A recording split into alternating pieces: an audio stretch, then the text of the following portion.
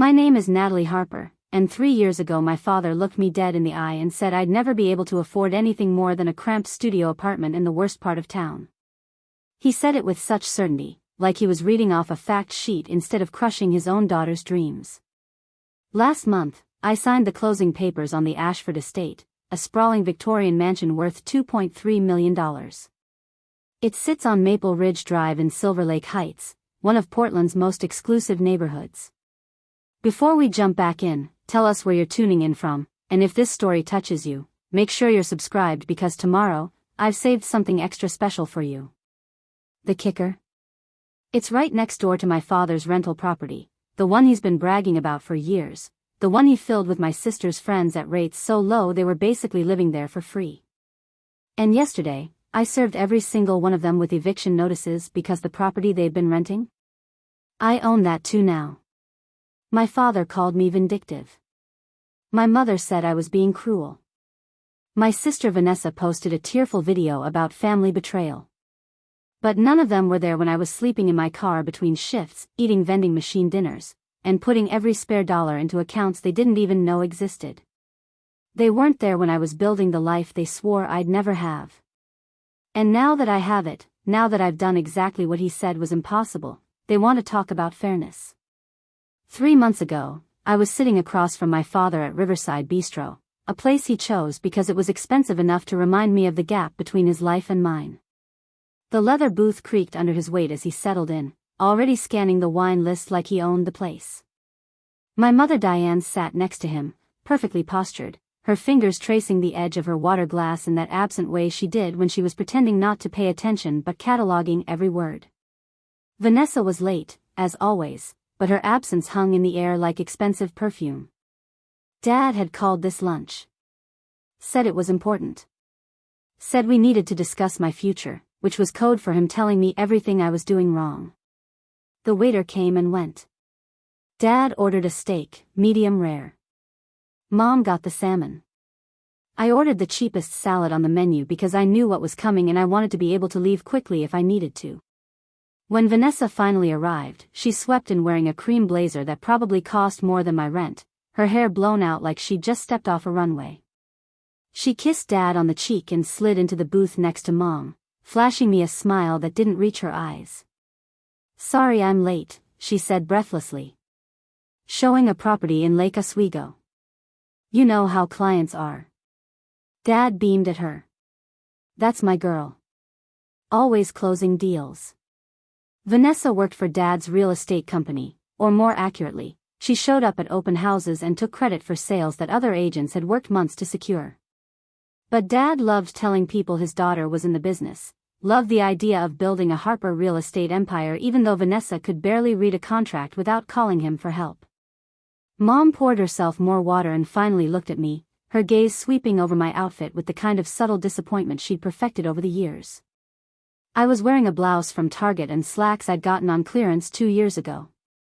Next to Vanessa's designer everything, I looked like I'd wandered in from a completely different life. Which, I suppose, I had.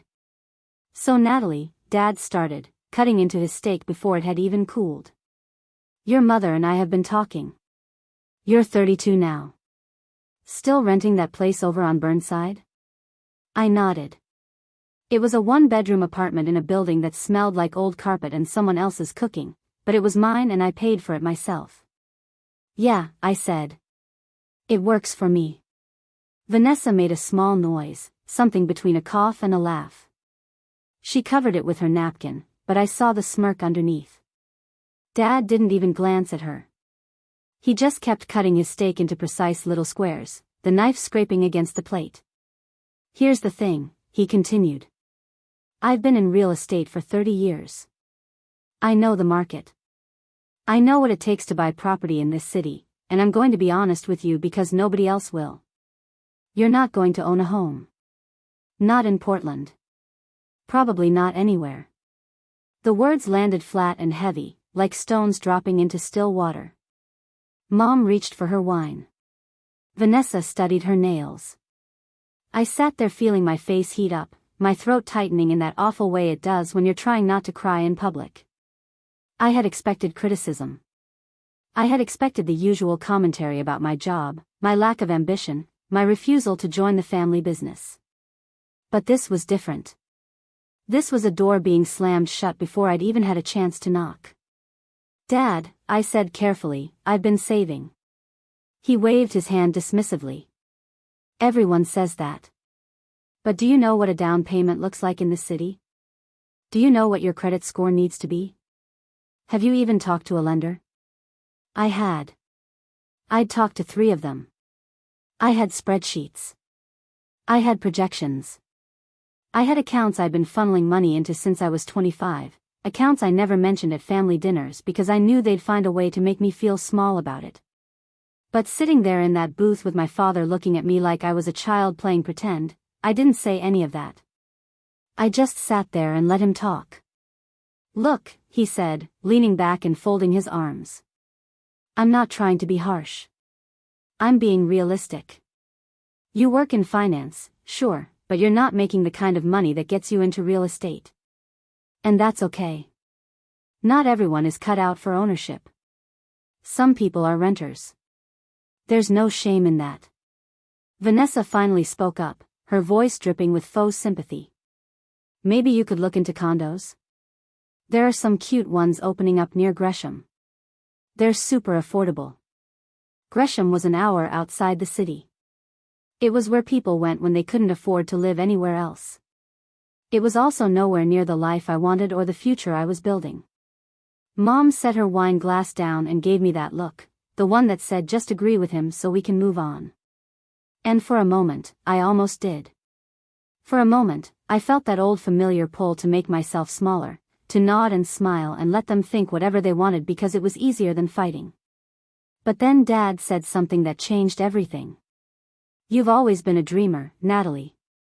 That's your problem. You think wanting something is the same as being able to get it. But the world doesn't work that way. You need capital. You need credit. You need connections. And frankly, you don't have any of those things." He said it so casually, like he was commenting on the weather. And maybe he believed it. Maybe he really thought he was helping me by lowering my expectations, by telling me to aim for less so I wouldn't be disappointed. But all I heard was "you're not good enough." All I heard was "you'll never be good enough."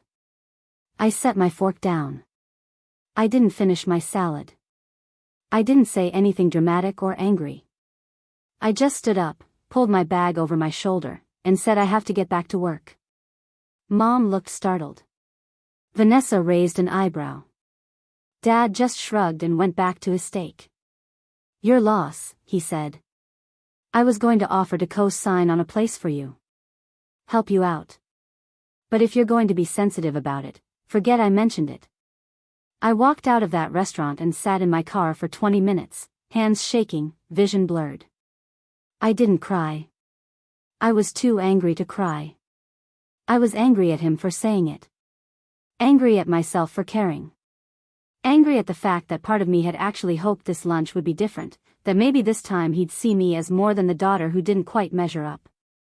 I drove back to my apartment, climbed the stairs to the 3rd floor, and unlocked the door to my tiny 1-bedroom with its peeling wallpaper and the faucet that dripped no matter how many times maintenance said they'd fixed it.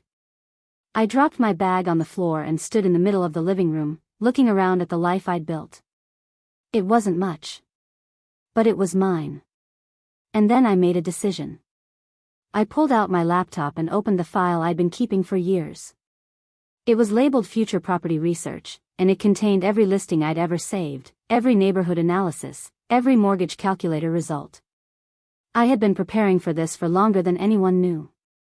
I had been building towards something they couldn't see because I'd learned a long time ago that the moment you share a dream with my family, they find a way to turn it into a reason you're failing.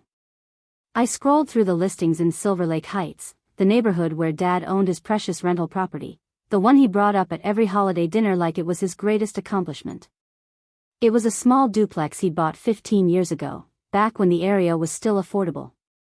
He rented it out to Vanessa's friends, people who worked in boutique shops and spent their weekends at brunch spots they couldn't actually afford. They paid him next to nothing, but he loved playing the generous landlord, loved being able to say he owned property in one of Portland's trendiest neighborhoods. And right next door to his rental, listed for $2.3 million, was the Ashford Estate. I had been watching that house for 2 years. It was a Victorian masterpiece, built in 1897, with original hardwood floors, stained glass windows, and a wraparound porch that overlooked a garden full of rose bushes and stone pathways. It had been on and off the market 3 times, each time with a different seller who couldn't quite manage the upkeep. The last owner had been an elderly woman who'd passed away 6 months ago, and her children were desperate to sell. The price had dropped twice. It was still astronomically high for most people. But I had been saving for 7 years. I had 3 accounts my family didn't know about. I had a credit score of 792. I had letters of recommendation from previous landlords, employment verification from my job at the investment firm, and a pre-approval letter from a lender who saw my financials and told me I was one of the most prepared buyers she'd ever worked with. I clicked on the listing and stared at the photos. The grand staircase. The library with floor-to-ceiling bookshelves. Preparing and narrating this story took us a lot of time, so if you are enjoying it, subscribe to our channel, it means a lot to us. Now back to the story. The kitchen that had been recently renovated with marble countertops and stainless steel appliances. It was more than a house. It was a statement. I opened my banking app and looked at the numbers. I had been ready to make an offer for months, but something had always held me back. Fear, maybe. Or the voice in my head that sounded suspiciously like my father, telling me I was reaching too far, dreaming too big, setting myself up for failure. But sitting there in my cramped apartment with his words still ringing in my ears, that voice got quieter. And a new one took its place. It said, do it. It said, prove him wrong. It said, buy the house and let him see exactly what you're capable of. So I did. I called my real estate agent, a woman named Patricia who I'd been working with quietly for the past year. I told her I wanted to make an offer on the Ashford Estate. She didn't hesitate. She'd seen my financials. She knew I was serious. We submitted the offer that night. $2.1 million, cash offer, no contingencies, 30-day close. It was aggressive. It was bold. It was exactly the kind of move my father would have made if he were in my position. 3 days later, the seller accepted. I signed the purchase agreement in Patricia's office, my hands steady, my heart pounding. She shook my hand and said, congratulations, you're going to love that house. I walked out into the parking lot and sat in my car, staring at the paperwork. I had just bought a mansion. I had just done the thing my father said I'd never do. And I hadn't told a single person in my family. The closing process took 4 weeks. 4 weeks of inspections and appraisals and paperwork that seemed endless. 4 weeks of me going to work every day, sitting through meetings, analyzing portfolios, and pretending everything was normal. My family didn't call. They didn't check in. That lunch at Riverside Bistro had been the last time I'd heard from any of them, and I wasn't surprised. That was how it always went. They'd say something cruel, I'd pull back, and they'd let the silence stretch until I broke and reached out first. But this time, I didn't reach out. This time, I had something better to do. The day of closing arrived on a Thursday in late September. The air was crisp, the leaves just starting to turn. I met Patricia at the title company, signed what felt like 100 documents, and walked out with a set of keys that weighed almost nothing but felt like the heaviest thing I'd ever carried. I drove to Maple Ridge Drive alone. I didn't want anyone with me for this. I wanted to walk up to that house by myself, unlock the door, and step inside knowing it was mine. The Ashford Estate sat at the end of a tree-lined street, its pale blue exterior glowing in the afternoon light. The porch wrapped around the front, and the garden was a little overgrown but full of color. I parked in the driveway, cut the engine, and just sat there for a moment, looking up at it. This was mine. I got out of the car and walked up the stone pathway, my shoes crunching against the gravel. The front door was a deep mahogany with an oval window of stained glass that cast colored light across the entryway. I slid the key into the lock, turned it, and pushed the door open. The inside was even more beautiful than the photos. The floors gleamed. The staircase curved upward like something out of a movie. The library was to the left, the kitchen to the right, and straight ahead was a living room with a fireplace so grand it looked like it belonged in a castle. I walked through each room slowly, letting it sink in. I ran my fingers along the bookshelves, tested the faucets in the kitchen, stood at the window in the upstairs bedroom and looked out at the neighborhood below. And then I looked to the left and saw my father's rental property. It was smaller, boxier, with vinyl siding and a chain-link fence around the yard. It looked exactly like what it was, a budget investment property that Dad had bought when he still thought he was going to build an empire. From my bedroom window, I could see straight into the backyard where one of Vanessa's friends was sitting on a lawn chair, scrolling through her phone. I watched her for a moment, and then I smiled. Because 3 weeks ago, I had done something else. I had put in an offer on my father's rental property. He'd been trying to sell it for 6 months. The tenants were month to month, and he was tired of dealing with maintenance requests and late rent payments. He'd listed it for $450,000, which was overpriced for what it was, but he refused to lower it because, in his words, he knew what he had. The property had sat on the market with no serious offers. And then my offer came in. $460,000. All cash. Quick close. Submitted through an LLC I'd set up specifically for this purchase so my name wouldn't appear on any of the paperwork until after closing. He'd accepted within 24 hours. He had no idea he'd just sold his rental property to his own daughter. And now, standing in my mansion, looking down at the house I also owned, I felt something I hadn't felt in a very long time. I felt powerful. I felt seen. I felt like I had finally taken up the space I'd been denied my entire life. My phone buzzed. It was a text from Patricia. "Congrats again, Natalie. You're officially a homeowner. Make that 2 homes." I looked around the bedroom, at the tall ceilings and the bay window and the chandelier that sparkled even in the dim afternoon light. Then I looked back out at the rental property and thought about what came next. Because owning the house was only the beginning. Now I had to decide what to do with it. And I already knew exactly what that would be. I spent the first week in the Ashford Estate doing nothing but walking from room to room, opening cabinets I'd already opened, running my hands along countertops I'd already touched. It felt surreal. Every morning I woke up in a bedroom 3 times the size of my old apartment, sunlight streaming through windows that overlooked a garden I actually owned. I made coffee in a kitchen with more counter space than I knew what to do with. I sat on the porch in the evenings and listened to the neighborhood settle into night, the quiet hum of wealth and stability that I'd spent my whole life on the outside of. But the house wasn't the only thing occupying my mind. Next door, in the property my father had just unknowingly sold to me, life continued as usual. The tenants had no idea anything had changed. They still paid their rent to the same management company. They still assumed Richard Harper was their landlord, the generous guy who let them live in Silver Lake Heights for a fraction of what it should cost. I watched them come and go, carrying yoga mats and grocery bags, hosting little gatherings on the back patio that I could hear through my open windows. They were Vanessa's friends, people she'd gone to college with or met through whatever social circles she floated through. I recognized a few of them from family events over the years, the kind of people who always looked through me like I was part of the furniture. There was Kelsey, who worked at a high-end salon and drove a car her parents bought her. There was Jordan, who claimed to be a photographer but mostly posted selfies with expensive cameras. And then there was Britt, Vanessa's closest friend, the one who'd been living in the rental the longest and who acted like she owned the place.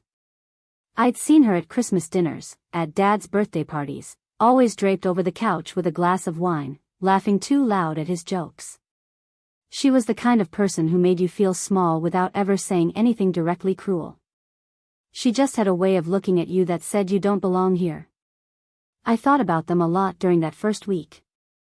Thought about what it would feel like to tell them the property had been sold. Thought about the paperwork sitting in my office upstairs, the deed with my LLC's name on it, the legal right I now had to decide who stayed and who went. I could have let them stay. I could have kept things exactly as they were, quietly collected rent, and never told my family that I was now their landlord. But that wouldn't have meant anything. That wouldn't have changed the fact that my father still thought I was incapable. That wouldn't have addressed the years of being overlooked, dismissed, erased from family accomplishments while Vanessa got credit for showing up. So I called Marcus Chin. Marcus was a real estate attorney I'd worked with during the Ashford purchase. He was sharp, efficient, and refreshingly blunt about the law. I liked him because he didn't waste time on pleasantries. He told you what your options were and let you make the decision. I met him at Harborview Coffee House on a gray Tuesday morning. He was already there when I arrived, sitting in the corner with a laptop open and a coffee that looked like it had gone cold an hour ago. He looked up when I walked in and nodded toward the chair across from him. "So you bought your dad's rental property," he said, not as a question but as a statement. I sat down and pulled out the folder I'd brought with me. The deed, the tenant agreements, the payment history. I slid it across the table. He picked it up and started flipping through it, his expression neutral. "These are month-to-month leases," he said after a moment. "No long-term agreements. No rent control protections because the building's too new to qualify under Portland's regulations. You could terminate these leases with 90 days' notice. Standard Oregon law." I nodded. That's what I thought. He looked up at me, his eyes narrowing slightly. "You planning to evict them?" I hesitated. Not because I didn't know the answer, but because saying it out loud made it real. Made it something I couldn't take back. "Yes," I said. "I want them out." Marcus leaned back in his chair and studied me for a long moment. Then he closed the folder and pushed it back across the table. "You have every legal right to do that. The property is yours. The leases are month to month. You're not violating any tenant protections as long as you follow proper notice procedures.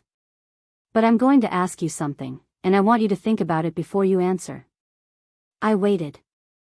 "Are you doing this because it's the best financial move, or are you doing this because you want to hurt your father?" The question caught me off guard.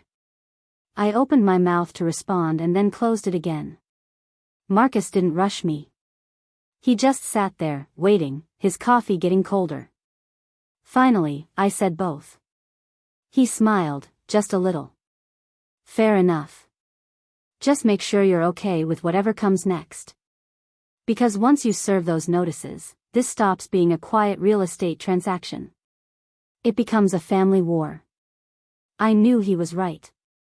I knew that the moment my father found out I owned that property, the moment he realized I'd bought it out from under him without saying a word, everything would explode. But I also knew that I didn't care. Or maybe I did care, but I cared more about standing up for myself than I did about keeping the peace. Marcus walked me through the process. 90-day notice. Certified mail. Clear documentation. He drafted the letters himself, made sure every word was airtight. By the end of the meeting, I had 3 envelopes in my bag, each one addressed to a tenant, each one informing them that their lease would not be renewed and they had 90 days to vacate the property. I didn't mail them right away. I took them home and set them on the kitchen counter, staring at them for 2 days like they might explode if I touched them.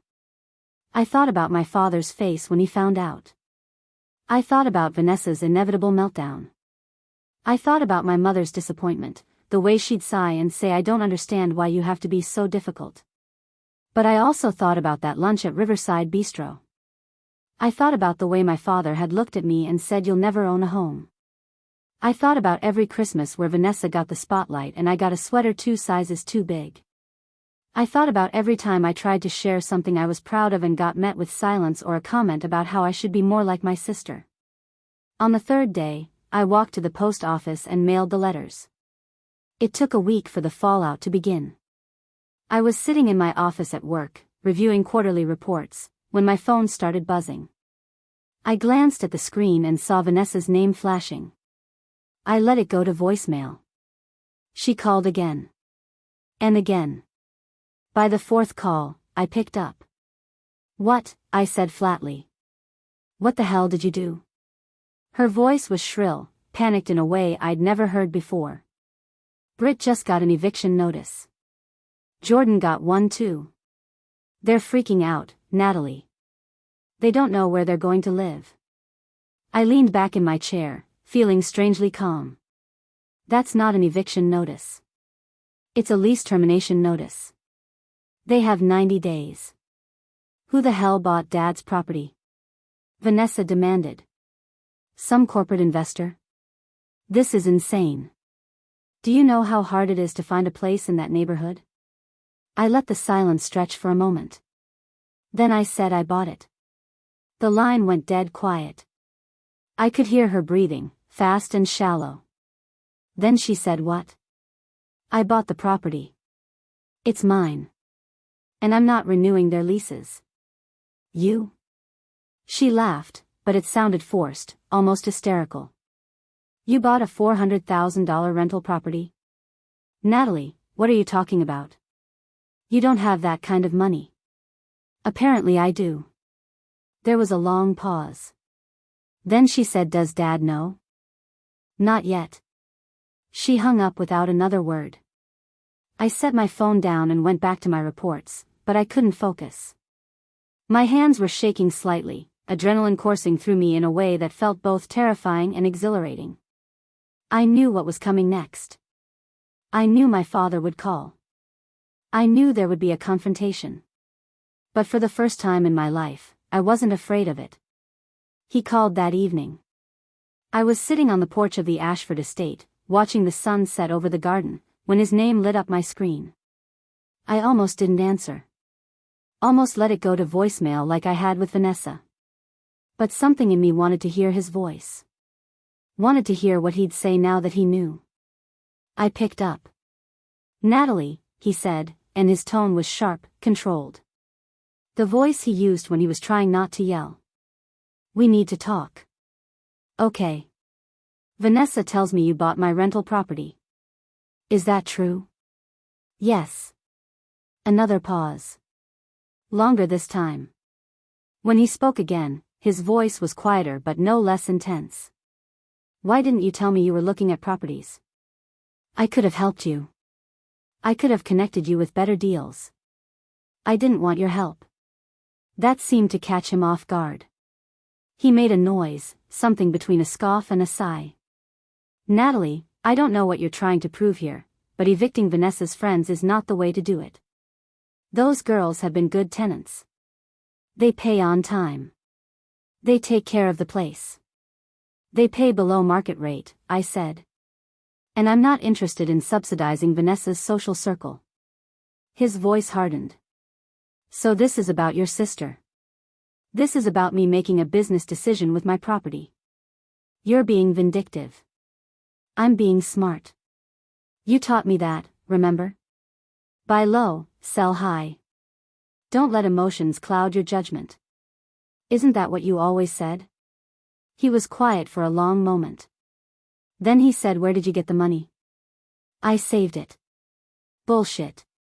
You've been renting that apartment for years. You're not making enough to save that kind of cash. You don't know what I make. You've never asked. That hit something. I could hear it in the silence that followed. He didn't have a response because it was true. He'd never asked about my salary, my savings, my financial situation. He just assumed I was struggling because that fit the narrative he'd built about me. The daughter who couldn't keep up. The one who needed his help but was too proud to ask for it. Finally, he said, I want to buy it back. It's not for sale. Natalie, be reasonable. I'll give you what you paid for it plus 10%. You'll make a profit, and we can forget this whole thing happened. I'm not selling. His frustration finally broke through. Then what the hell do you want? I want you to stop underestimating me. I want you to see that I'm capable of doing exactly what you said I couldn't. I want you to understand that I don't need your permission or your approval to build a life. The line crackled with silence. Then he said, you bought a house to spite me. That's what this is. I bought 2 houses, I corrected. And I did it because I could. I hung up before he could respond. My hands were trembling, my heart racing, but I felt lighter than I had in years. I'd said it. I'd finally said all the things I'd been holding in, all the resentment and anger and frustration that had been building since I was a kid trying to get him to notice me. And now he knew. Now they all knew. The next few days were chaos. Vanessa called me 6 more times. I didn't answer. My mother sent a long text about how I was tearing the family apart, how I'd always been so sensitive, how she didn't understand why I couldn't just let things go. I didn't respond. Britt posted a vague story on social media about toxic people and karma. Jordan started a GoFundMe to help them find new housing, which was almost funny considering they'd been living in one of Portland's most desirable neighborhoods for pennies. The whole thing felt surreal, like I was watching it happen to someone else. But through it all, I kept going to work. Kept living in my beautiful house. Kept waking up every morning in a space that was entirely mine.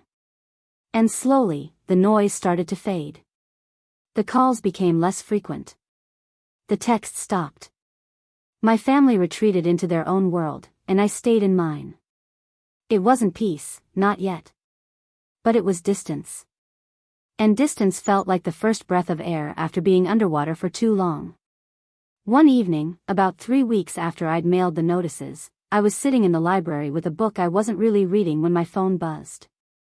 It was a text from a number I didn't recognize. "This is Aunt Pauline. Can we talk?" I stared at the message for a long time. Aunt Pauline was my father's younger sister, someone I hadn't spoken to in over a year. She lived in Seattle, kept mostly to herself, and had always been the one person in the family who seemed to see through the performance. I typed back yes. She called 5 minutes later. Her voice was warm, familiar in a way that made my throat tighten. "Natalie, honey. I heard about the houses." "I'm sure you did." She laughed softly. "Your father called me. He was furious. Said you were being irrational. Said you'd lost your mind." "Sounds about right." "For what it's worth," she said, "I think you did the right thing." I blinked, caught off guard. "You do?" "Absolutely. Richard has spent his entire life telling people what they're capable of, and he's usually wrong. He did it to me when I wanted to start my business. Told me I didn't have the experience, the network, the capital. Said I'd fail within a year. I didn't know that. Well, I didn't fail. And neither will you." She paused, and I could hear her moving around, the faint sound of a door closing. "I just wanted you to know that somebody in this family is proud of you. Somebody sees what you've done and thinks it's incredible." I felt tears prick at the corners of my eyes, unexpected and unwelcome. "Thank you," I managed. "Don't let them make you feel guilty," she said firmly. "You don't owe them anything. Not your success, not your property, not your peace. You hear me?" "I hear you." We talked for another 20 minutes, about nothing and everything. She told me about her business, a consulting firm she'd built from the ground up. I told her about the Ashford Estate, about the garden and the library and the way the light came through the stained glass in the mornings. By the time we hung up, I felt steadier. Less alone. And I realized that maybe the family I needed wasn't the one I was born into. Maybe it was the one I'd choose. The 90 days moved faster than I expected.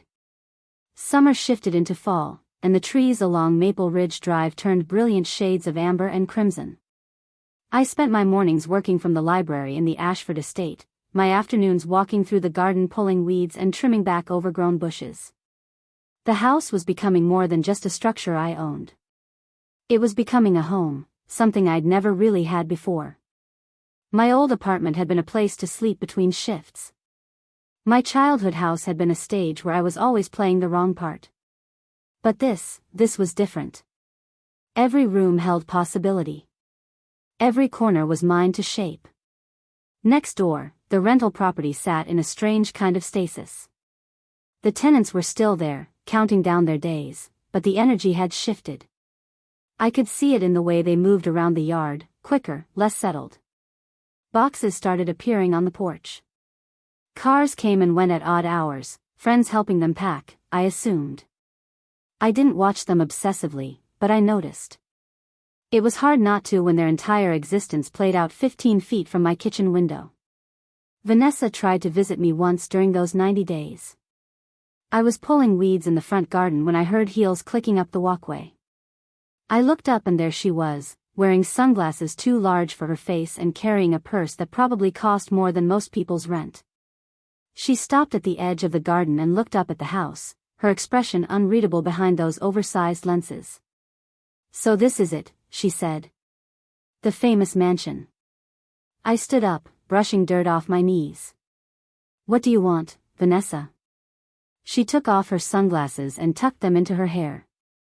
I could see her eyes now, red-rimmed and tired. She looked older than I remembered, or maybe I was just seeing her clearly for the first time. "I wanted to talk," she said. "Without Dad around. Without Mom making everything worse." I didn't invite her in. I just stood there, waiting. She looked past me at the house, at the wraparound porch and the stained glass windows. "It's beautiful," she said quietly. "I didn't think you'd actually do it." "Do what?" "Buy a house. Become successful." "I don't know." She laughed, but it sounded hollow. "I guess I thought you'd always be the one struggling."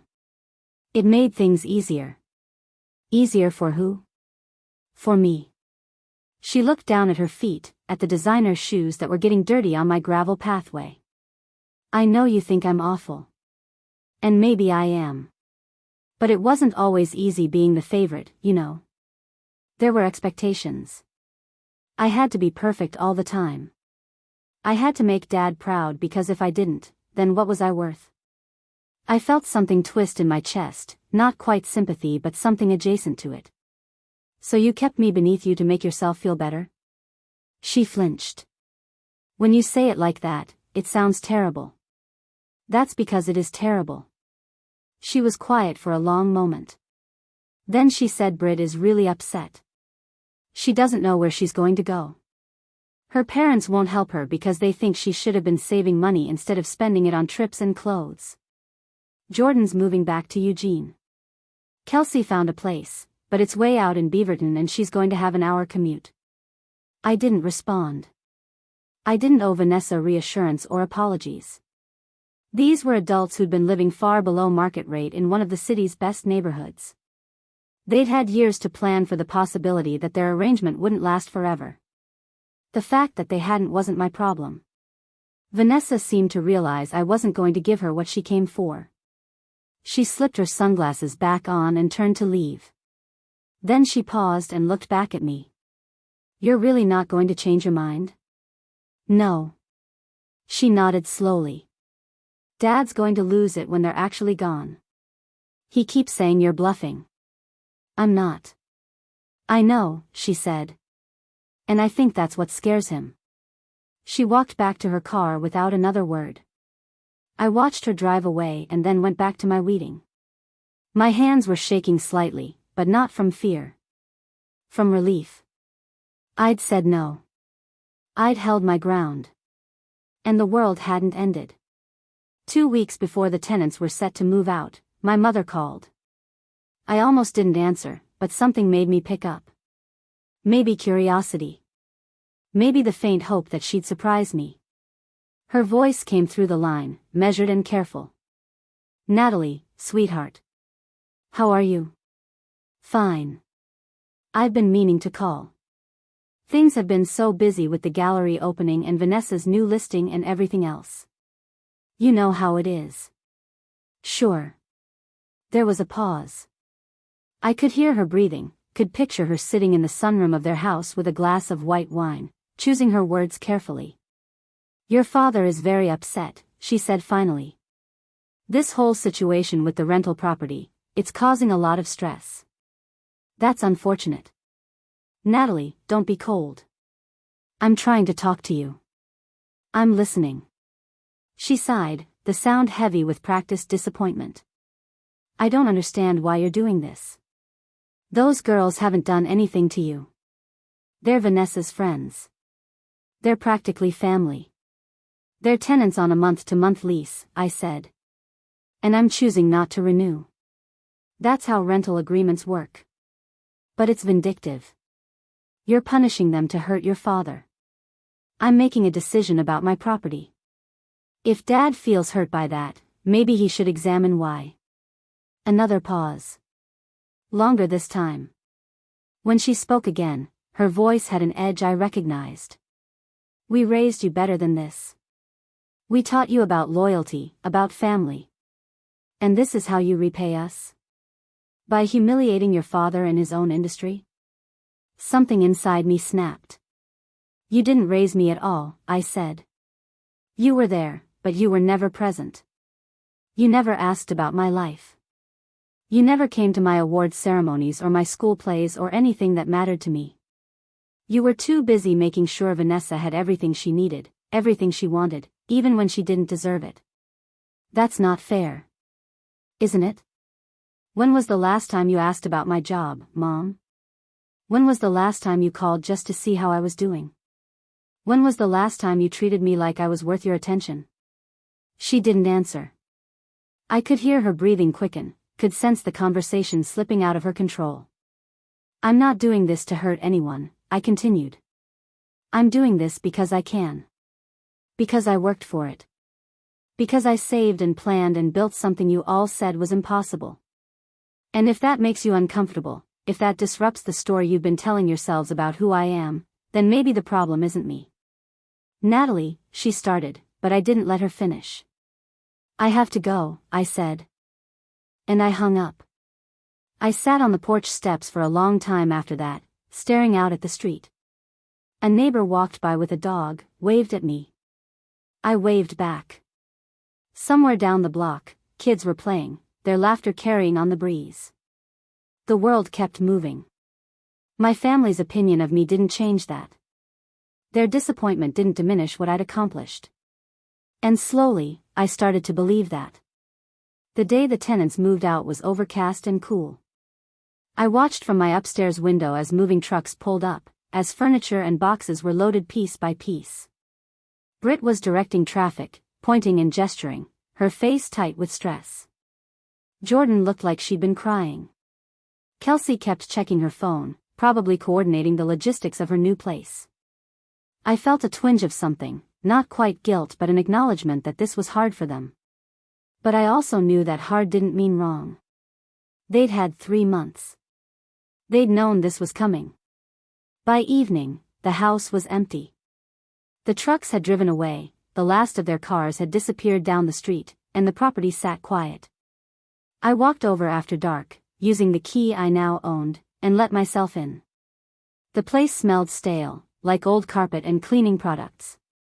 They'd left it reasonably clean, nothing egregious, but there were marks on the walls where posters had hung, scratches on the floors from furniture. I walked through each room, taking notes on my phone. Minor repairs needed. A fresh coat of paint. Deep cleaning. Nothing major. I stood in the empty living room and felt the weight of what I'd done settle over me. This wasn't just about evicting tenants or proving a point to my father. This was about reclaiming space. About refusing to be small. About looking at the structures that had defined my worth and deciding they didn't get to anymore. My phone buzzed. A text from Marcus. Tenants out? Yes. How do you feel? I thought about that. Typed and deleted 3 different responses before finally settling on powerful. Good, he replied. That's the right answer. I locked up the rental property and walked back to the Ashford Estate. The garden lights were on, casting soft gold across the pathway. Inside, the house was warm and quiet. I made tea and sat in the library, looking out at the neighborhood I now owned a piece of. Tomorrow, I'd start planning the renovations for the rental. I'd decide whether to sell it or keep it or turn it into something else entirely. But tonight, I just wanted to sit in the accomplishment. My father didn't call. Vanessa didn't text. My mother's silence stretched into days, then weeks. And I realized I didn't miss them. Not the way I thought I would. What I missed was the idea of them, the fantasy family I'd spent years hoping they'd become. But the reality had never matched that fantasy. The reality had always been conditional love, measured affection, approval that came with strings attached. I didn't need that anymore. One evening, about a week after the tenants had left, I was sitting on the porch when a car pulled up. I didn't recognize it at first, a modest sedan, silver and practical. Then Aunt Pauline stepped out, waving at me with a grin. I stood up, surprised and delighted. She climbed the steps and pulled me into a hug that smelled like lavender and coffee. I had to see it for myself, she said, stepping back to look at the house. Natalie, this is incredible. I gave her the full tour, showing her every room, every detail I'd fallen in love with. She oohed and awed in all the right places, asked questions about the original architecture, admired the garden. When we finished, we sat on the porch with glasses of iced tea and watched the evening settle in. Your father is furious, she said casually. He called me last week. Ranted for 30 minutes about how you've betrayed the family, how you're being irrational, how he doesn't understand where he went wrong. What did you tell him? That he's an idiot. I laughed, startled. Pauline grinned. I'm serious. I told him he spent your entire life underestimating you and now he's mad that you proved him wrong. He didn't like that very much. I can imagine. She took a sip of her tea, her expression softening.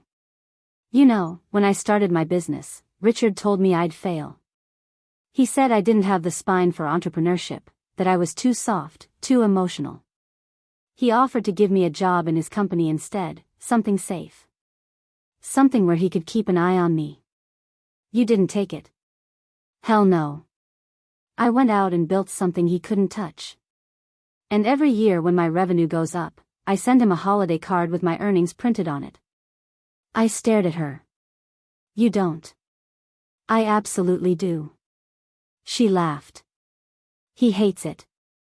But he can't say anything because then he'd have to admit he was wrong. Why didn't you ever tell me this? Because I didn't think you needed to hear it. I thought you'd find your own way. And you did. She reached over and squeezed my hand. I'm proud of you, Natalie. Not because you bought expensive houses or evicted tenants or any of that. I'm proud because you stopped waiting for permission. Her words settled into me like roots finding soil. I realized that was exactly what I'd been doing my entire life. Waiting for permission to succeed. Waiting for someone to tell me I was good enough, smart enough, worthy enough. And the moment I stopped waiting, the moment I just did it anyway, everything changed. We sat on that porch until the stars came out, talking about everything and nothing. She told me about her business, about the clients she loved and the ones she tolerated. I told her about my job, about the portfolios I managed and the strategies I'd developed. It was the first real conversation I'd had with a family member in years, maybe ever. And when she finally left, hugging me tight and promising to visit again soon, I felt something I hadn't felt in a long time. I felt like I belonged. The renovations on the rental property started 2 weeks later. I hired a crew recommended by Marcus, people who knew what they were doing and didn't ask unnecessary questions. I decided to update everything, new paint, refinished floors, modern fixtures. I wanted to erase any trace of what it had been and turn it into something better. The work took a month, and I visited the site almost every day, watching the transformation happen in real time. During one of those visits, I ran into a neighbor I hadn't met before. She was older, maybe in her 60s, with gray hair pulled back in a loose bun and paint-stained jeans. She introduced herself as Grace Williams, said she lived 2 houses down. We started talking, and she mentioned she was an artist, worked from home, had lived in the neighborhood for 20 years. I've seen the work you're doing over there, she said, nodding toward the rental property. It's looking good. Thanks. I'm hoping to have it ready to rent again by next month. You doing it yourself or going through a management company? Myself, I said. At least for now. She smiled. Well, if you ever need a recommendation for a tenant, my niece is looking for a place. She's a teacher, very responsible. I can vouch for her. I'll keep that in mind. We exchanged numbers, and she invited me to a neighborhood potluck happening the following weekend. I said I'd think about it, but I already knew I'd go. This was my neighborhood now. These were my people, if I let them be. And for the first time, I wanted to. The potluck was exactly what I needed. A dozen neighbors gathered in someone's backyard, sharing food and stories, laughing over drinks. I met a retired couple who'd lived on the street since the 70s.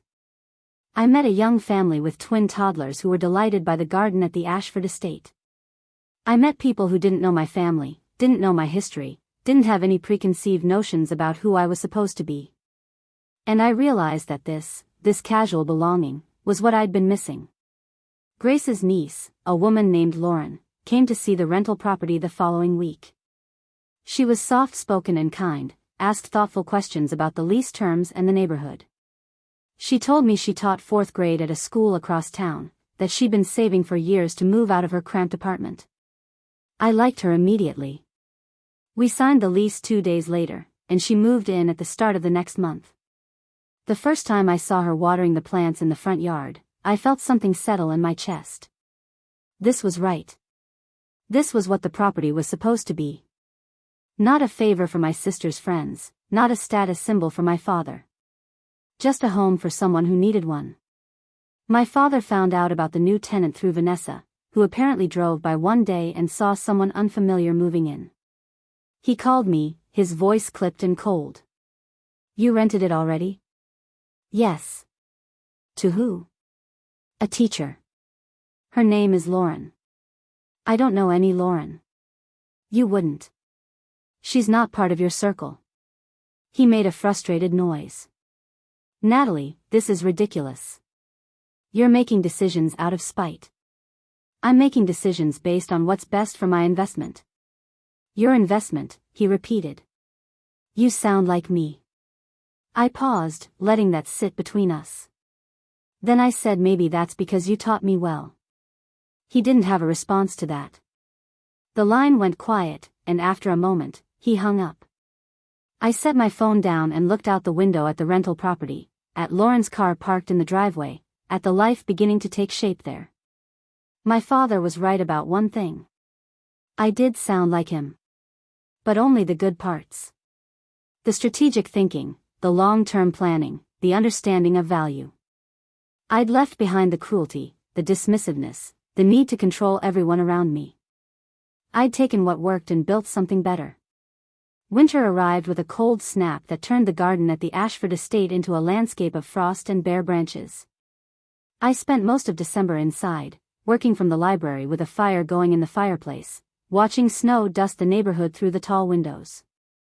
The holidays were approaching, and for the first time in my adult life, I wasn't dreading them. I had no obligations, no forced dinners, no performances to maintain. I could simply exist in my own space, on my own terms. Then the invitation arrived. It came through my mother, a text message sent on a Tuesday afternoon while I was reviewing end-of-year financial reports. "Family dinner at our house on the 20th. Your father wants everyone there. Please come. It would mean a lot." I stared at the message for a long time, my tea growing cold beside me. Part of me wanted to delete it and pretend I'd never seen it. Part of me was curious what they wanted, what angle they were working. Because there was always an angle with my family. They didn't extend olive branches without expecting something in return. I didn't respond right away. I let the message sit there, unanswered, while I went about my day. But it nagged at me. By evening, I'd convinced myself that going might provide closure, or at least clarity. I texted back a simple okay and left it at that. The days leading up to the dinner felt strange. I found myself second-guessing the decision, wondering if I was walking into a trap. But I also felt steadier than I ever had before. I had my house. I had my career. I had a life that didn't require their approval. Whatever they said, whatever they did, it couldn't take that away from me. The night of the dinner, I drove to my parents' house in the hills overlooking the city.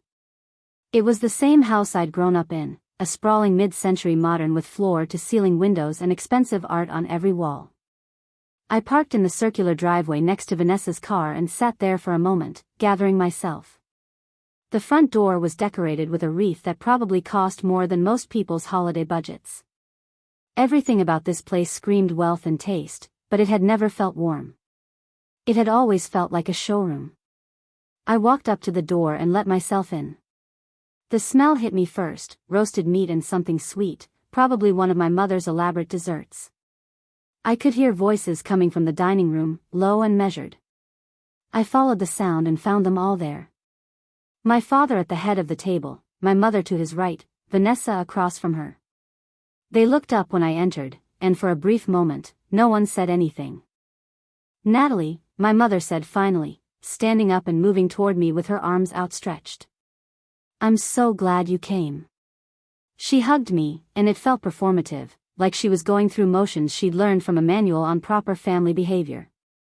I hugged her back briefly and then stepped away. My father remained seated, watching me with an expression I couldn't quite read. Vanessa gave me a tight smile and went back to scrolling through her phone.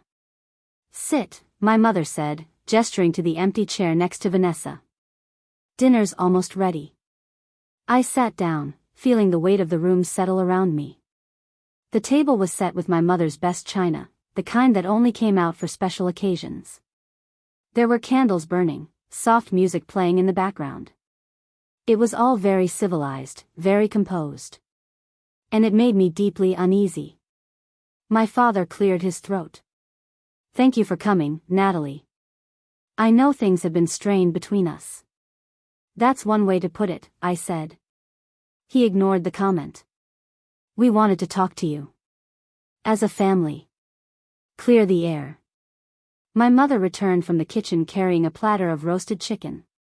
She set it down in the center of the table and took her seat, smoothing her napkin across her lap. "Your father has something he'd like to say." I looked at him, waiting. He shifted in his chair, clearly uncomfortable. This wasn't a position he was used to being in. Richard Harper didn't apologize. He didn't admit fault. He corrected other people's mistakes and moved on. "I may have been too harsh with you," he said slowly. "At that lunch. When I said you wouldn't be able to buy a home. That was unfair." I waited for more. He didn't continue. "That's it?" I said. "That's the apology?" Vanessa shot me a look. "Natalie, don't be difficult. He's trying." "Trying what?" "Trying to acknowledge that he was wrong? Trying to pretend he didn't spend my entire life telling me I wasn't good enough?" "That's not fair," my mother interjected. "Your father has always wanted the best for you." "No," I said, my voice calm but firm. "He's always wanted me to fit into the box he built for me. And when I didn't, when I went out and built something on my own, he couldn't handle it." My father's jaw tightened. "I underestimated you. I admit that. But evicting Vanessa's friends, buying the property without telling me, that was vindictive. You did it to humiliate me." "I did it because I could," I said. "Because I worked for it. Because I saved every dollar while you were telling me I'd never amount to anything. And if that embarrassed you, if that disrupted your image of who I was supposed to be, then that's your problem, not mine." The room went silent. My mother looked down at her plate. Vanessa stared at me like I'd just spoken a foreign language. My father's face had gone red, the way it did when he was trying to control his temper. "You think you've proven something," he said finally. "But all you've done is isolate yourself. You've turned your back on your family for what? A house? Pride?" "I've built a life," I said. "One where I don't have to beg for scraps of approval. One where I'm not constantly being compared to Vanessa and found lacking. One where I actually matter." Vanessa flinched. "That's not fair.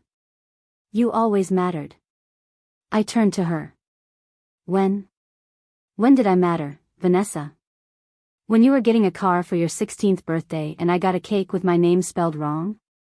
When you got hired at Dad's company without an interview and I had to work 3 jobs to pay for college? When did I ever get treated like I was worth the same as you?" She didn't have an answer. None of them did. Because the truth was sitting there on the table between us, undeniable and sharp. They'd built a family structure where I was always going to be the supporting character, and they'd expected me to accept that. To be grateful for whatever attention they threw my way. My mother spoke up, her voice trembling slightly. We're trying to make amends, Natalie. We're trying to move forward. But you have to meet us halfway.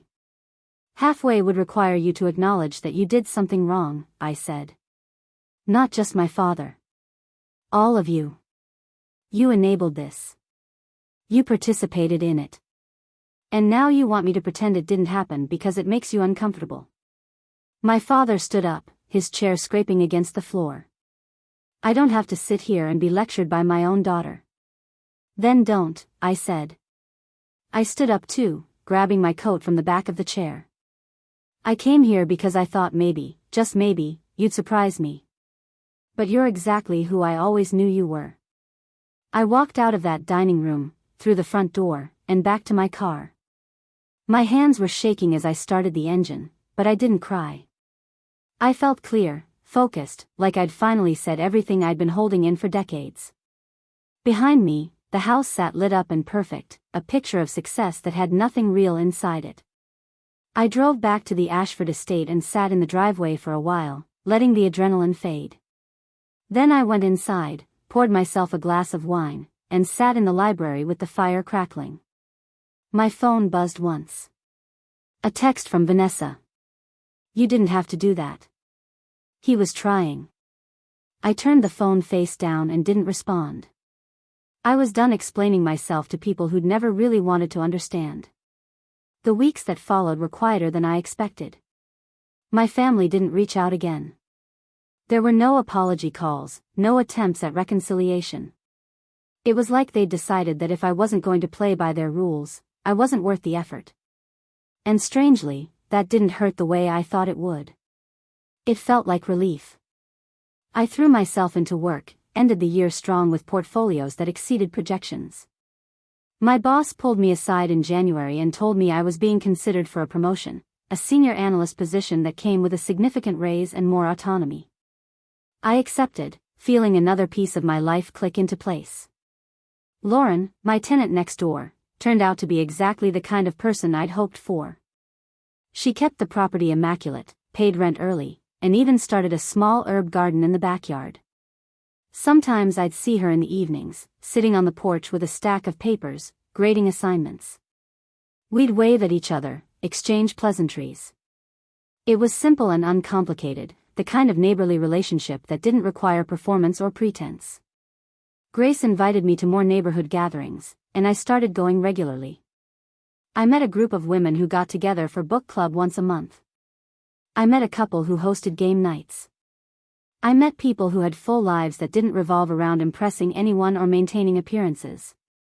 And slowly, I started to feel like I belonged to something real. Then, in late February, I got a call from Marcus. His voice was more serious than usual. Natalie, we need to talk about something. Can you meet me at the coffee shop? I met him an hour later. He had a folder in front of him, legal documents sticking out at odd angles. He slid it across the table to me without preamble. Your father is trying to contest the sale of the rental property. I stared at the folder. On what grounds? He's claiming you exploited insider knowledge. That you knew he was selling and used family information to make an unfair bid through an LLC to hide your identity. That's absurd. The property was listed publicly. Anyone could have made an offer. I know. And legally, he doesn't have a leg to stand on. But he's filed a complaint with the real estate board and he's threatening to sue for fraud. I felt my stomach drop. Can he do that? He can try. It won't go anywhere. You followed every legal protocol. The sale was clean. But it's going to be messy, and it's going to be public. I leaned back in my chair, processing. Of course he was doing this. Of course he couldn't just let it go. He had to try to take it back, to reassert control, to prove that he was still the one with power. What do I need to do? I asked. Nothing yet. I'll handle the response. But you should prepare yourself for the possibility that this gets ugly. He's going to try to drag your name through the industry. Make you look unethical. Let him try, I said. I have the documentation. I have the paper trail. If he wants to make this public, fine. Let everyone see exactly what happened. Marcus studied me for a moment, then nodded. All right. I'll start drafting the response. But Natalie, are you sure you want to go down this road? Once this becomes a legal battle, there's no going back. Your relationship with your father will be permanently fractured. I met his eyes. It's already fractured. This just makes it official. Over the next few weeks, the legal maneuvering began. Marcus filed responses, my father's attorney countered, and the whole thing started to spiral into the kind of bureaucratic nightmare that real estate disputes often became. But I wasn't afraid. I had every receipt, every email, every document proving that the sale had been legitimate. My father was grasping at straws, trying to find a foothold that didn't exist. What I didn't expect was for the story to leak. Someone, I never found out who, tipped off a local business reporter named Claire Donovan. She wrote for a Portland weekly that covered real estate and business news, and she had a reputation for digging into stories that others ignored. She reached out to me directly, her email landing in my inbox on a rainy Thursday morning. Ms. Harper, I'm writing a piece on family real estate disputes and I understand you're currently involved in one with your father, Richard Harper. I'd love to get your side of the story. Would you be willing to talk? I forwarded the email to Marcus. He called me 10 minutes later. This could be good for you, he said. If you tell your story first, you control the narrative. If you stay silent, your father's version is the only one that gets out there. I thought about it for a long time. Part of me wanted to stay quiet, to handle this privately the way I'd handled everything else. But another part of me, the part that had bought the mansion and evicted the tenants and stood up at that family dinner, knew that staying silent had never protected me. It had only made me invisible. I agreed to the interview. Claire met me at the Ashford Estate a few days later. She was younger than I expected, maybe early 30s, with sharp eyes and a notebook she filled with quick, precise handwriting. We sat in the library, and I told her everything. The lunch at Riverside Bistro. The years of being dismissed and overlooked. The decision to buy the properties. The evictions. The lawsuit. She listened without interrupting, occasionally asking clarifying questions. When I finished, she looked up from her notebook and said, "This is a hell of a story." "It's my life," I said. The article came out 2 weeks later. She'd titled it "Building on Her Own Terms: How One Woman Defied Family Expectations and Created Her Own Real Estate Empire." It was fair, balanced, and unflinching. She included quotes from me, background on my father's business, details about the lawsuit. She'd even reached out to my father for comment, though he declined to speak with her. The response was immediate. The article got picked up by a few other outlets. People started commenting online, some supportive, some critical. I got messages from strangers telling me I was brave. I got messages from others saying I was cruel. But the overwhelming sentiment was one of recognition.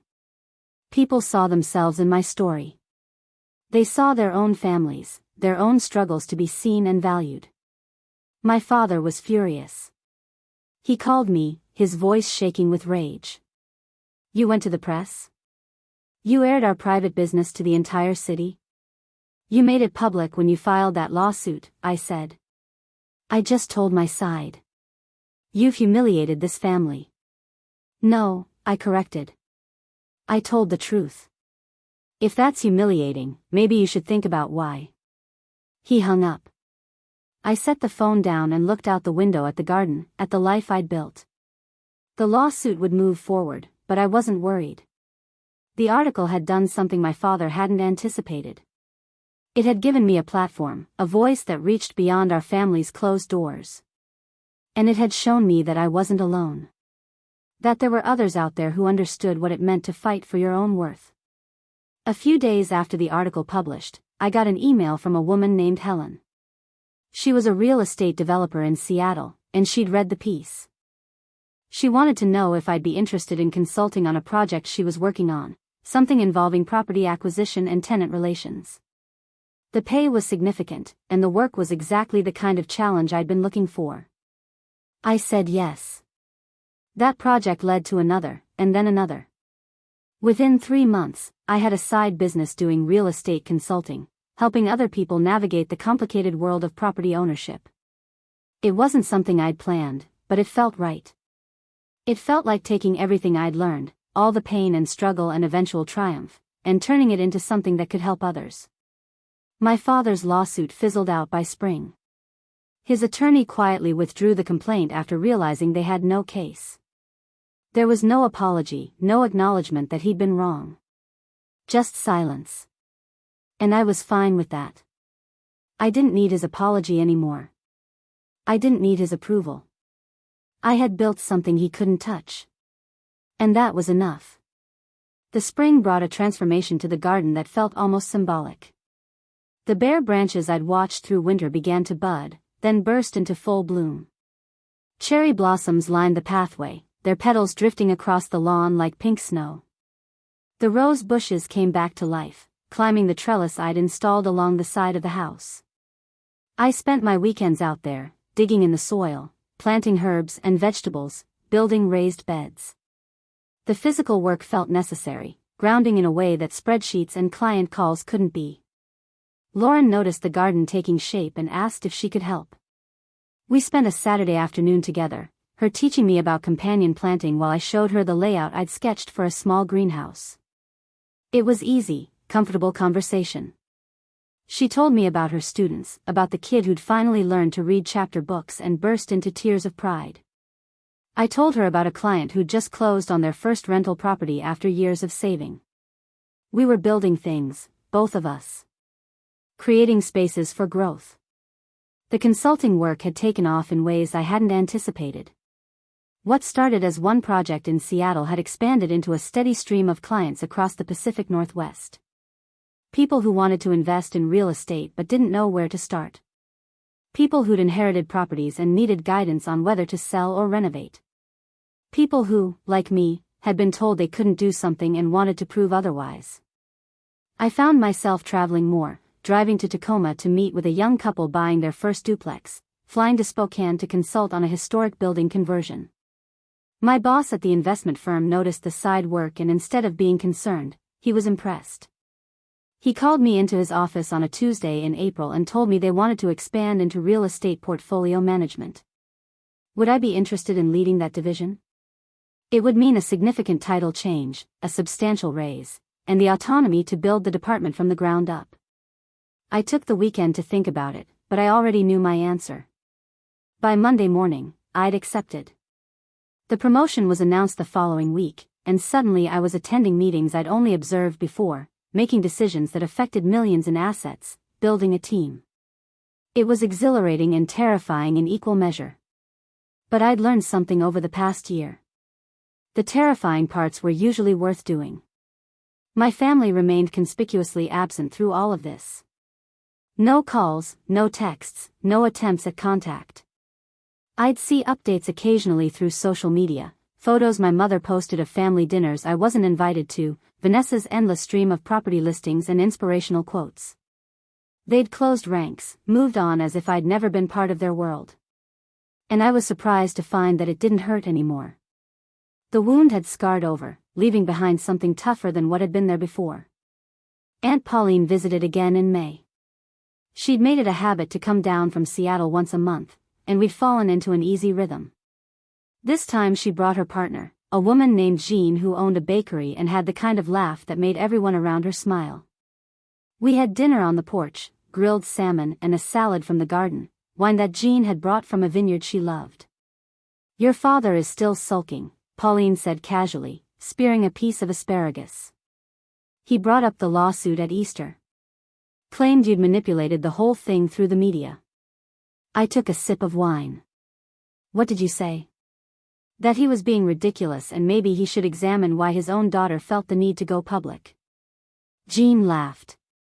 "Your mother tried to change the subject." Pauline wasn't having it. "Someone needed to say it," Pauline shrugged. "I'm tired of watching him rewrite history. He's convinced himself that you're the villain in this story when really, you just stopped letting him write your script." Jean leaned forward, her expression thoughtful. I don't know you well yet, Natalie, but from everything Pauline has told me, from everything I've seen tonight, you're doing something remarkable. You're building a life on your own terms. That terrifies people like your father because it exposes the cracks in their own foundations. We talked late into the night, about business and relationships and the ways families could heal or couldn't. Pauline told stories about growing up with my father, about the pressure their parents had put on both of them to succeed, to present a certain image. She'd chosen to break away. He'd chosen to double down. And those choices had defined everything that came after. As they were leaving, Pauline hugged me tight. You know you have family, right? It just doesn't look like what you thought it would. I know, I said. And I meant it. June brought an unexpected invitation. I was reviewing contracts at my desk when an email appeared from Kenneth Price, my father's longtime business partner.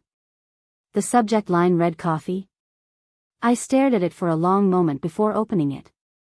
The message was brief. Natalie, I'd like to talk with you about a business opportunity. No family drama, I promise. Just business.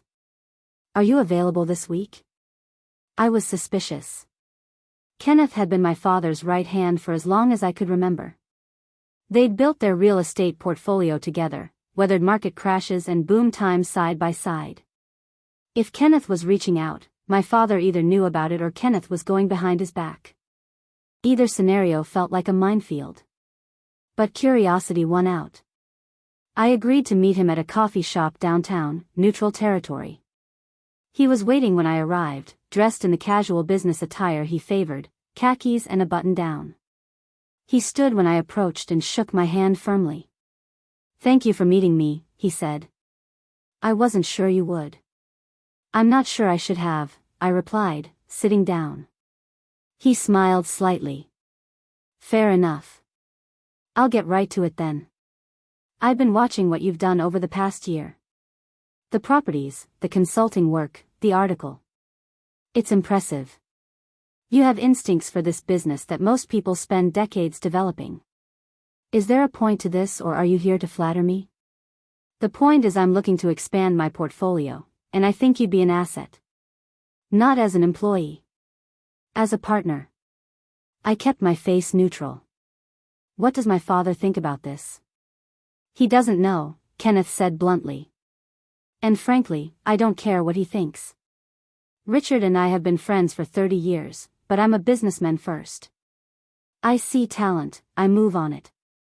You have talent. Why now? Why reach out after everything that's happened? Because everything that's happened proved you have backbone. You went up against your own family and won. That tells me you're not going to fold under pressure, that you're willing to make hard decisions. Those are exactly the qualities I need in a partner. I sat back, processing. This wasn't what I'd expected. I'd thought maybe he was fishing for information, trying to play peacemaker between me and my father. But this was a genuine offer. He slid a folder across the table. Inside were preliminary documents, partnership agreements, financial projections for joint ventures. I'm not asking for an answer today, he said. Take the documents, review them with your attorney. But I want you to seriously consider this. I think we could do significant work together. I took the folder. I'll think about it. That's all I'm asking. We finished our coffee talking about the market, about neighborhoods that were undervalued, about upcoming development projects. He was knowledgeable and direct, qualities I appreciated. By the time we parted ways, I had a clearer picture of what he was offering. It wasn't just money or opportunity. It was validation from someone in the industry who had no familial obligation to give it. I spent a week reviewing the documents with Marcus. He went through everything with meticulous attention, flagging concerns, suggesting modifications. But his overall assessment was positive. This is a solid offer, he said. Kenneth's reputation is sterling. His portfolio is diverse and profitable. If you're interested in expanding your real estate work, this could be a major stepping stone. What about my father? I asked. What about him? This is business. Kenneth is his own person. If Richard has a problem with it, that's between him and Kenneth. I thought about it for another few days, weighing the pros and cons. The partnership would give me access to resources I didn't currently have, connections that would take years to build on my own. It would also be a clear statement that I was serious about this work, that I wasn't just dabbling. But it would also mean potentially crossing paths with my father in professional settings, sitting across negotiating tables, competing for properties. In the end, it was Pauline who helped me decide. I called her on a Sunday evening and laid out the situation. She listened quietly, then said one thing. Are you making this decision based on what you want, or based on what you think will hurt or help your relationship with Richard? I want this, I said immediately. The work excites me. The partnership makes sense. Then do it, she said simply. Stop letting him occupy space in your decisions. He's not there anymore. You evicted him. I signed the partnership agreement at the end of June. Kenneth and I met in his office, went through the final details, shook hands. He seemed genuinely pleased. I think this is the start of something good, he said. Word got back to my father within days. I knew because Vanessa called, her voice tight with disbelief. You're going into business with Kenneth? Are you kidding me? It's a good opportunity, I said calmly.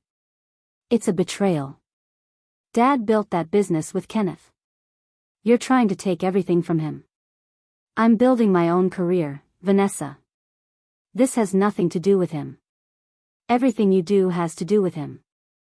You bought the house next to his property. You evicted his tenants. You went to the press. And now you're partnering with his best friend. You're obsessed with hurting him. I'm not obsessed with anything, I said, my patience wearing thin. I made business decisions that benefited me. If Dad feels threatened by that, maybe he should look at why his ego is so fragile that his daughter's success feels like an attack. She hung up without responding. I set the phone down and looked around my office at the Ashford Estate, at the space I'd carved out for myself. Vanessa would never understand. None of them would. They saw my success as something taken from them rather than something I'd built independently. And that wasn't my problem to fix. The first project Kenneth and I worked on together was a small apartment building in northeast Portland. It needed significant renovation but had good bones and was in a neighborhood on the verge of revitalization. We split the investment, brought in contractors, oversaw the work. I found I loved the hands-on aspect of it, walking through the property with architects, making decisions about layouts and finishes, figuring out how to maximize value while keeping costs reasonable. The building was finished by August.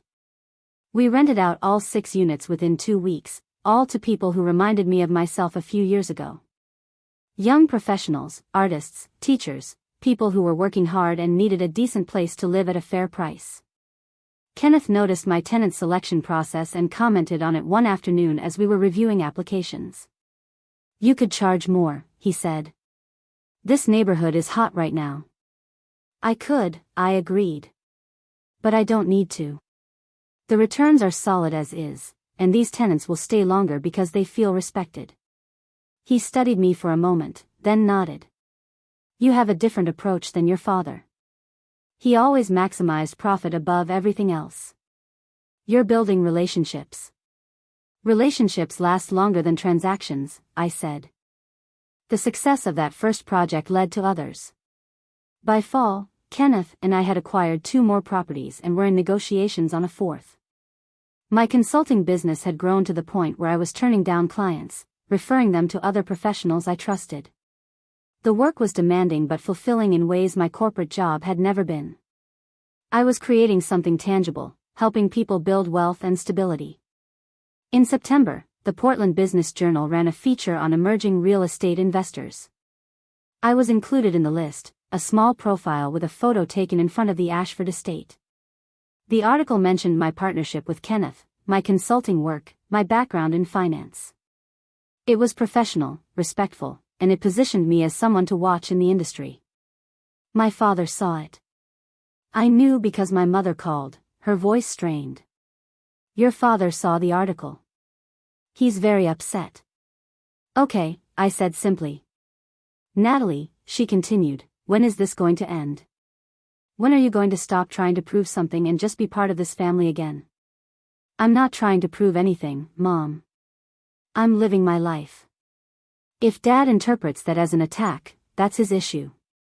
And honestly, I'm not interested in being part of a family that only valued me when I stayed small. That's not fair.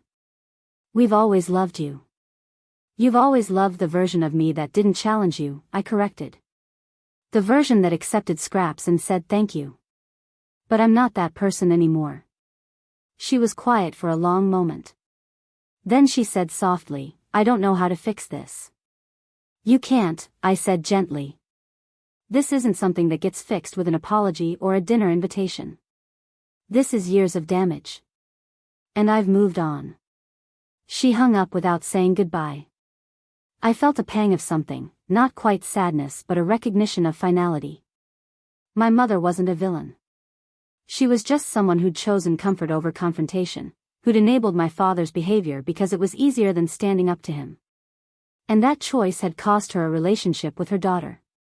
October brought cooler weather and a sense of settling.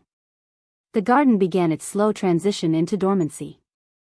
I planted bulbs for spring, tucked mulch around the rose bushes, prepared the space for winter. Lauren helped again, her enthusiasm infectious. She told me she'd gotten engaged over the summer, showed me the ring with a shy smile. Her fiancé was a teacher too, someone she'd met at a conference. They were planning a small wedding in the spring. That's wonderful, I said, genuinely happy for her. Are you going to stay in the rental? If that's okay with you. We love it here. And honestly, the rent is so fair compared to everywhere else we looked. Of course it's okay. I'm glad it's working out. She hesitated, then said I know it's not my place, but I heard about what happened with your family. The whole story. And I just want to say, I think you're incredibly brave. I felt my throat tighten unexpectedly. Thank you. That means a lot. You gave me a place when I really needed one. And you didn't have to. You could have charged way more or been difficult. But you weren't. So thank you. After she left, I sat on the porch and let myself feel the weight of what she'd said. I'd spent so much time focused on what I'd lost, on the family relationships that had crumbled, that I hadn't fully appreciated what I'd built. Not just the properties or the business, but the connections. The community. The people who saw value in what I was creating. In November, I got an email from Claire Donovan, the reporter who'd written the original article about me. She was working on a follow-up piece about women in real estate, and she wanted to include me.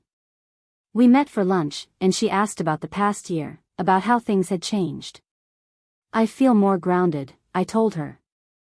More certain of who I am and what I want. The noise from my family has faded. I don't need their approval anymore. Do you ever regret how things went down? She asked.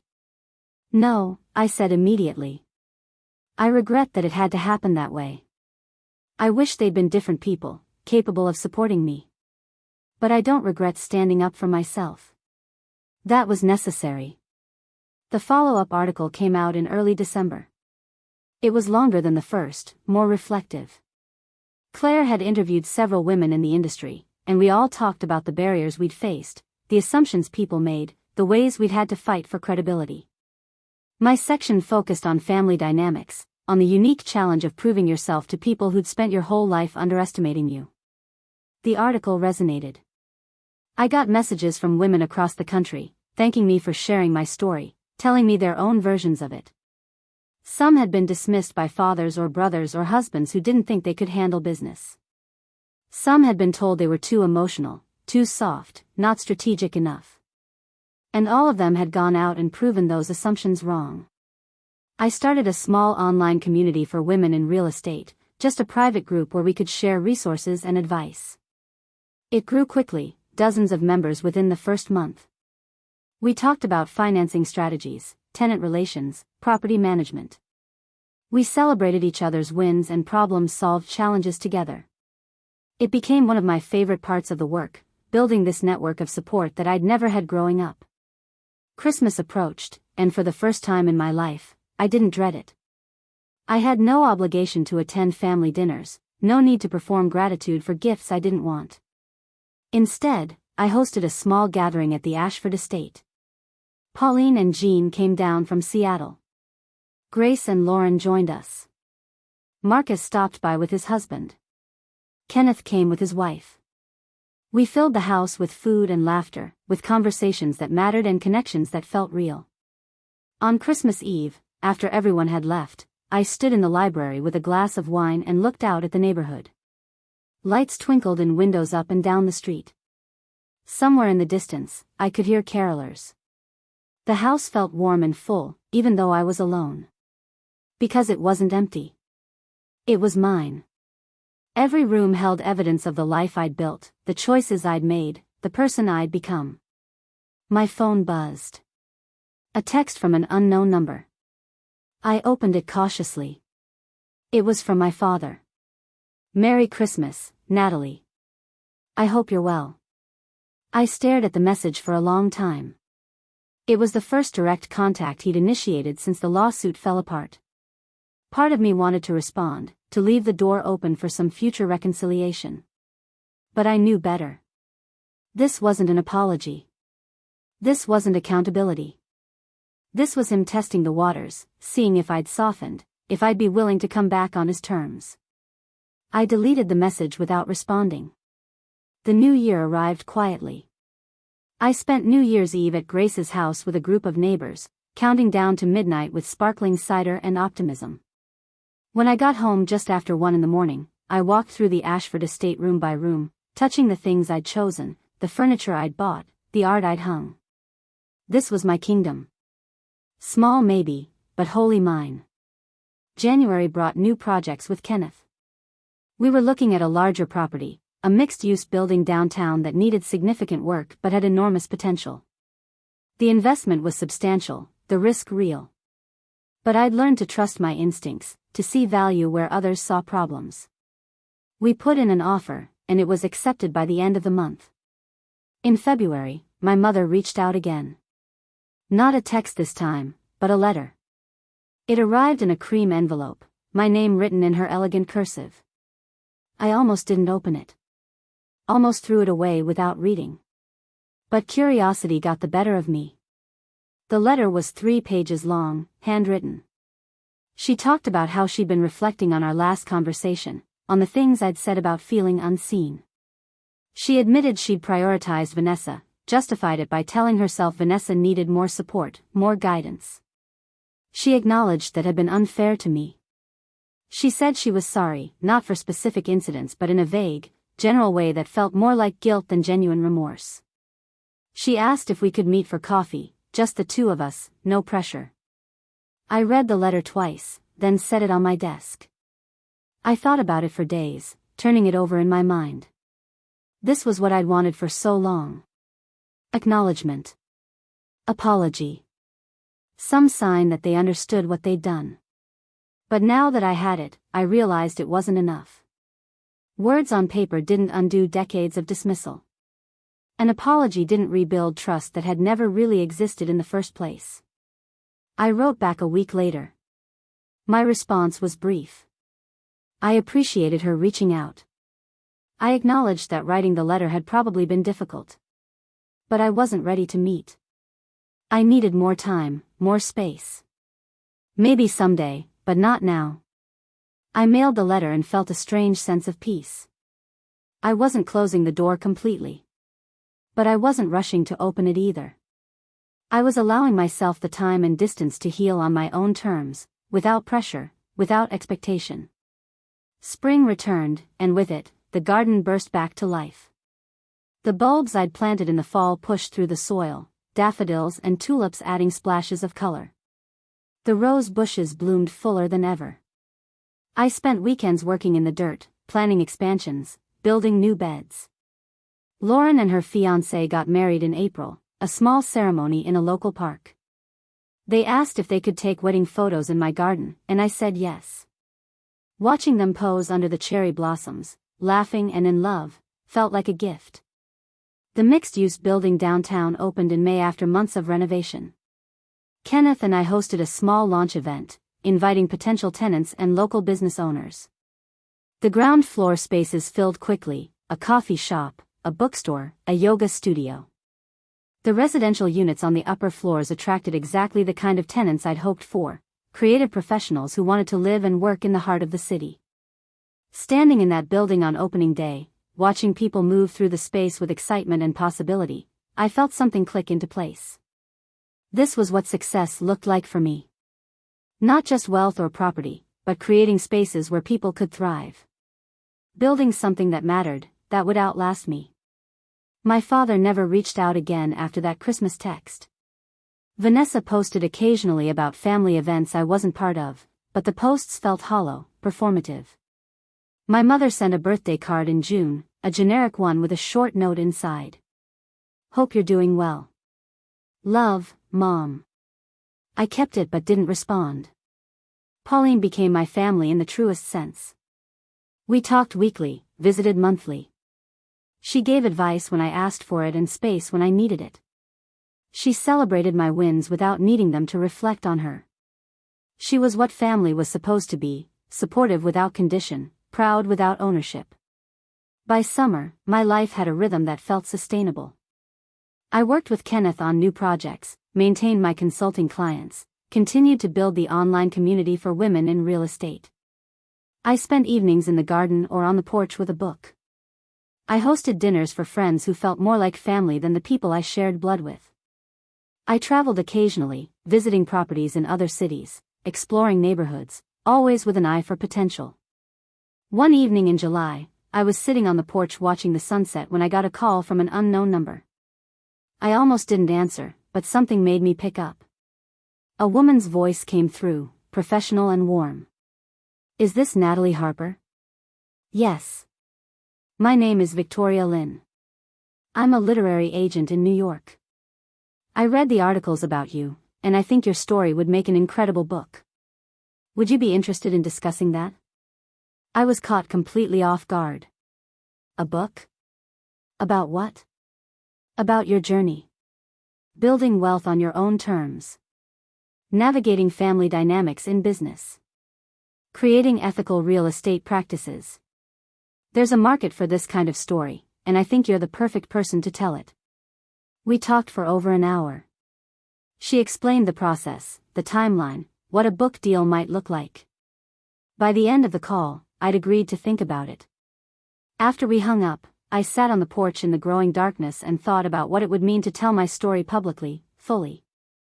Not just in articles or interviews, but in my own words, with the space to explain the nuances, the complexities, the parts that didn't fit into neat narratives. I called Pauline. She answered on the second ring.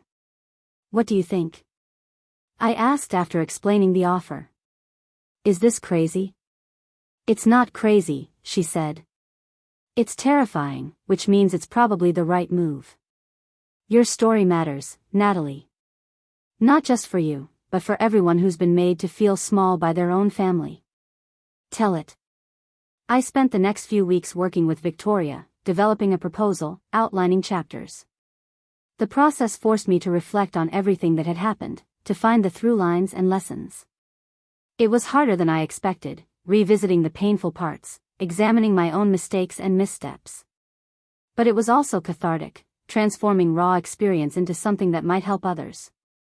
The proposal went out to publishers in September. Within 3 weeks, we had 4 offers. I signed with a press that specialized in business narratives with personal depth, the kind of books that balance practical advice with emotional truth. The advance was substantial, more money than I'd made in my first 5 years of working. But more than the money, it felt like validation. My story had value. My experience mattered. I started writing in October, carving out time each morning before work. The words came easier than I expected, pouring out in long sessions where I lost track of time. I wrote about the dinner at Riverside Bistro, about buying the mansion, about evicting the tenants and facing my family. I wrote about the loneliness and the triumph, about building community and finding my own definition of success. I wrote about what it meant to choose yourself when everyone around you demanded you choose them instead. By the time winter arrived again, I had a first draft. It was raw and imperfect, but it was real. Victoria read it and called me immediately. "This is powerful," she said. "This is exactly what we hoped for." The editing process took months, refining and shaping, cutting what didn't serve the story and expanding what did. My editor pushed me to go deeper in places, to examine my own role in the family dynamics, to acknowledge where I could have handled things differently. It was uncomfortable work, but necessary. I didn't want to write a story where I was simply a victim. I wanted to write something honest, something that captured the full complexity of choosing to break away from family patterns. The book was scheduled to publish the following spring. As the date approached, I felt a mixture of excitement and dread. Once it was out there, there would be no taking it back. My family would read it, if they chose to. The world would have access to the most painful parts of my life. But I'd made peace with that. This was my story to tell, and I was telling it on my terms. The launch event was held at a bookstore in downtown Portland on a warm evening in May.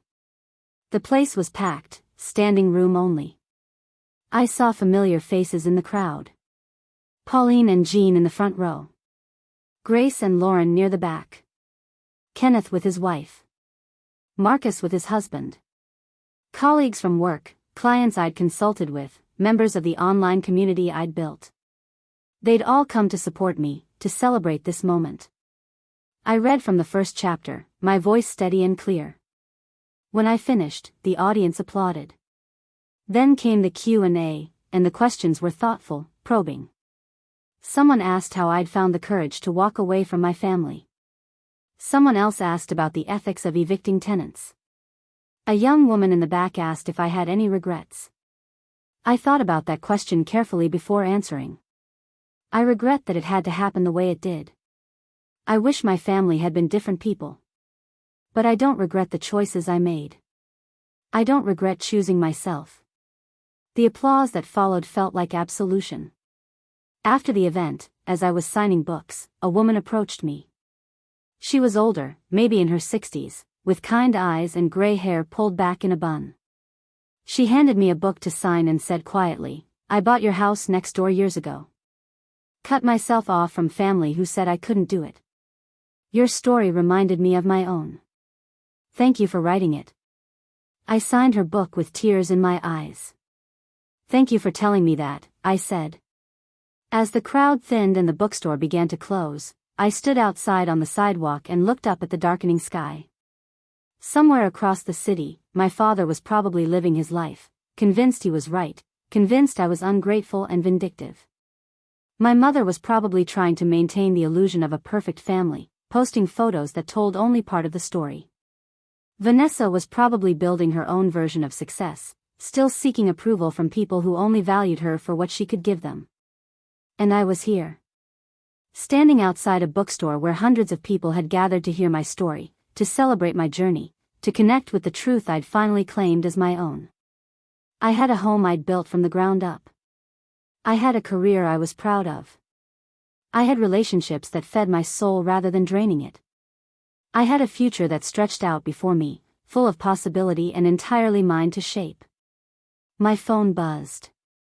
A text from Pauline. "You did it, kid. I'm so proud of you." I smiled and typed back. "Thank you for everything." I got in my car and drove back to the Ashford Estate, back to the mansion on Maple Ridge Drive that had started everything. The garden was in full bloom, roses climbing the trellis, herbs spilling out of their beds, everything wild and beautiful and thriving. I unlocked the door and stepped inside, feeling the familiar comfort of home settle around me. This was my life now. Not perfect, not without challenges, but mine. Built on my own terms, according to my own values, for my own future. And that was worth more than any approval my family could have given me. That was worth everything. Up next, you've got 2 more standout stories right on your screen. If this one hit the mark, you won't want to pass these up. Just click and check them out.